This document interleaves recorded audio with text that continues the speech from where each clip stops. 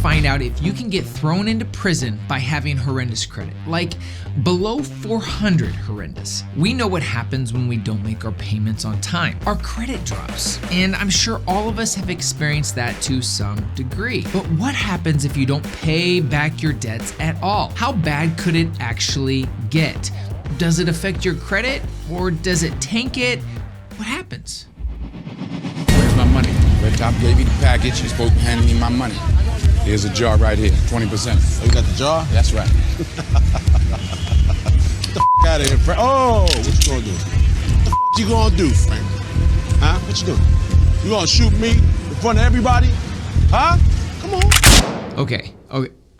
That right there that's just not right. That's just unacceptable. But did you see how Denzel was like, pablow, like super smooth? As long as you're not borrowing money from the mob, or Denzel for that matter, I think we can cross off murder in broad daylight. Did you know it's actually possible to be thrown in jail though? I didn't even know that this was a possibility, so I wanted to do a little investigation and share with you what I found out. Now, if you're like, Tyler, please tell me what I have to do to avoid all this nastiness. I don't want to be, what do you call it? Plowed, shot down, gunned down by Denzel, what is gonna happen if I don't pay my credit? Well, you're in luck, because I'm gonna share with you the 3 fastest and easiest ways to raise your credit score dramatically so you don't get an invitation or Denzel knocking at your door. You ready? Let's go.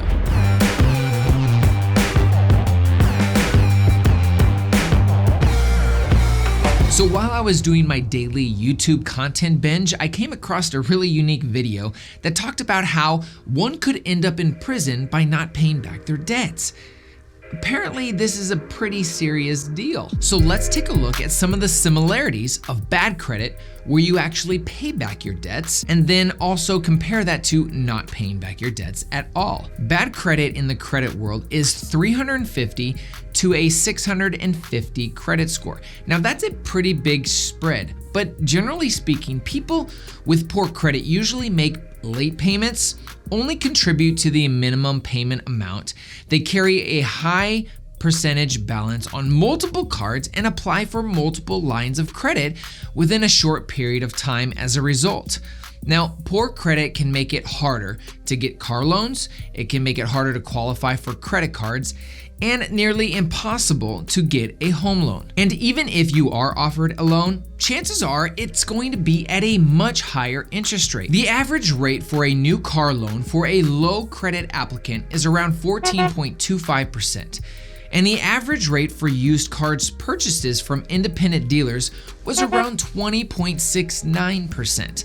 This is 3 times the interest rate that of what would be for a good credit score, which is around 3.5%. Now, to hit this home on how bad of a deal this is, if you went to buy a car for $12,000, with a good credit score, your payment over 5 years would be about $235 a month, with a total cost of $14,088 for the car. Now with bad credit, your payment could be as high as $318 and a total payment of $19,076. Guys, this is $5,000 more in interest you'll be paying for a car, and this doesn't account for the higher insurance that you're going to be paying on top of all of this. Consumers with bad credit pay more for auto, renters, and homeowners insurance. Also, employers may even run a credit check before offering you a job, especially if you're applying for a management position or one that deals with handling money. Basically,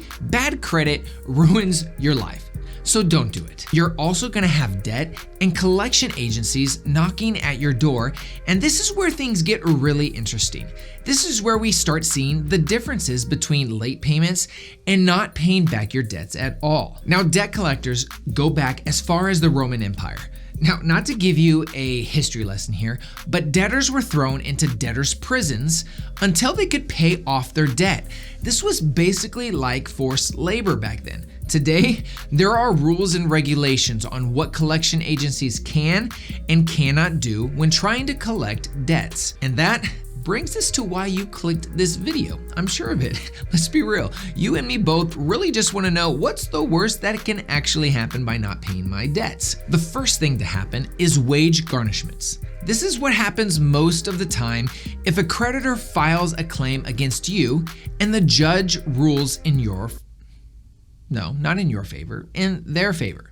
Sometimes up to 25% of your disposable income. Now, you're probably thinking, well, I don't have any disposable income. All my money goes to my bills. Well, disposable money to the court, in other words, is income after taxes. Basically, all the amount of money that you get could be garnished and go to paying the debts that you haven't paid. Currently, there is no law that you can get thrown into jail for having bad credit or not paying back your debts. And I honestly don't think that will ever happen. But here is what happens though, if a creditor files for a lawsuit and they ask for discovery or for a deposition and you continually delay and try to avoid cooperating with the creditor, they can ask a judge to have you incarcerated for contempt of court. So not directly to paying your debts, but if you tried to avoid and run away from them bringing you to court, you can get thrown in jail. Or if a judgment was made against you by the court and you do not comply with the judgment and you don't share where you have all your additional funds, you may be having funds in another bank account over here, over there, and if you try to hide that, they can actually request that you be thrown in prison.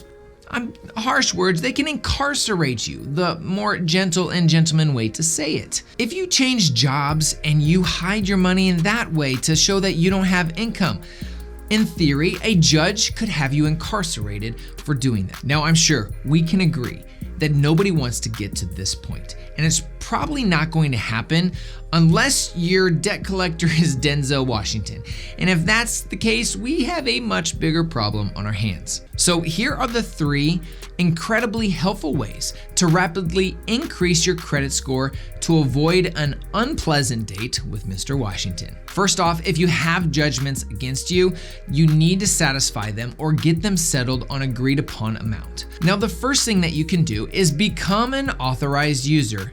And this is the fastest way to increase your credit score in a significant way. Simply having somebody with good credit, having you on their account will, by osmosis, increase your credit because they have good credit. So you have to find somebody that is willing to put you on there as an authorized user, but if you're able to, you potentially could see an increase of 100 points in less than 30 days. The second way is by paying off all of your credit card balances, or at least getting them to under 30%.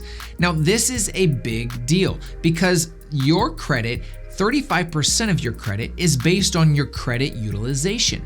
And I did another video that talks about this specifically, but basically when you add up all your debts and all your credit availability, you want to get your debts to under 30%, ideally under 20% of what your max utilization is. Guys, in the third and the most exciting one of all, is making your payments on time. Honestly, there is nothing excited about making your payments on time. However, consistency and your credit is another 30 to 35% of your actual score. So it is imperative that as you do these other things, by making your payments on time, you're gonna allow your credit to start to grow. If you can't make payments on time, you're going to consistently struggle with improving your credit score. Now guys, check out this video right here where I go over the MyFICO app and how it can help you identify where to spend your time and your energy. It's been very helpful for me and I really loved the user interface of this app, so be sure to check it out. Guys, if you like this video, please consider hitting that subscribe button and hit that like button, smash that like button. You know, you've probably watched enough videos where they all say something smash like, lightly tap, caress, I don't care. Just tap it, turn it blue. It helps me out. I greatly appreciate it, guys. I love you all. And if you like more like this, considering subscribing. Thank you guys. I look forward to seeing you in the next video.